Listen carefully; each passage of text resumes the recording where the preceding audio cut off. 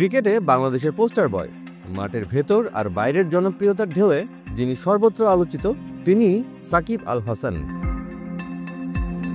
কিন্তু আপনি কি জানেন একসময় গোপনে একটি সিনেমায় অভিনয় করেছিলেন এই বিশ্বসেরা অলরাউন্ডার? আর সেই সিনেমার শুটিং নিয়েই জমেছিল নাটকীয় সব ঘটনা। সময়টা 2012-13 সালের দিকে।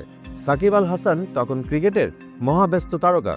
ফুজি ফিল্মস নামে একটি প্রতিষ্ঠানের শুভেচ্ছা দূত ছিলেন সাকিব আল হাসান।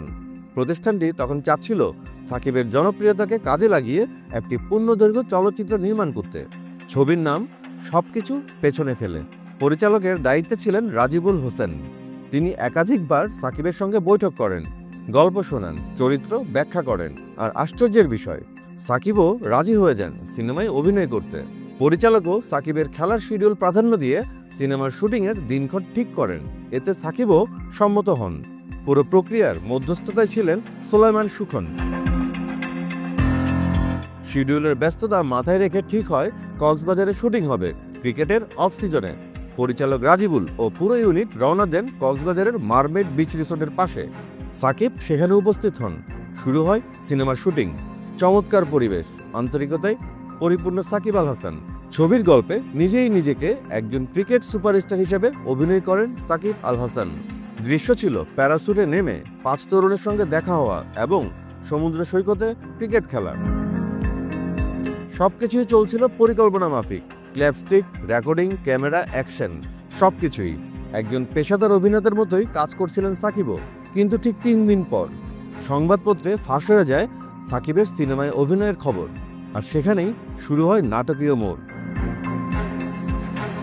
খবরটি সাকিবের কাছে পৌঁছায় আর তিনি ক্ষিপ্ত হয়ে ওঠেন। পরিচালকের সঙ্গে হয় উত্তপ্ত বাক্য বিনিময়।